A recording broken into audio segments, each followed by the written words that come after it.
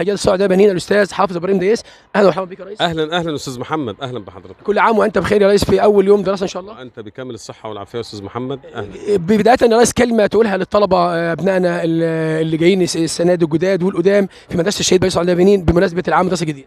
بسم الله الرحمن الرحيم. انا طبعا رحبت بالطلبه الجدد، طلبه الصف الاول الاعدادي، ورحبت اليوم، الكلام ده كان امبارح، ورحبت اليوم بطلبة الصف الثاني والثالث الإعدادي. وأتمنى من الله عز وجل أن يكون عام دراسي جديد مثمر بالنسبة لهم، يحقق كل طالب منهم أمانيه، وأن يبذل المدرس قصارى جهده من أجل تعليم أبنائنا الطلاب، من أجل رفعة هذا الوطن ورفعة مصرنا الحبيبة.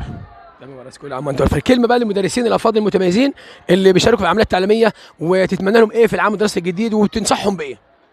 أتمنى من تلامذتي إن هم يكونوا على قدر المسؤولية، وهم يستوعبوا الحالة اللي هم فيها والحالة اللي بتمر بها البلد، وإن إحنا محتاجين التعليم، محتاجين العلماء، محتاجين العلم، محتاجين إن هم يذاكروا، محتاجين إن هم يبذلوا جهد، محتاجين إن هم يكونوا طاقة نور، يكونوا قدوة أمام زملائهم، علشان خاطر ننهض بمستوى كل الطلاب وننهض بالعملية التعليمية.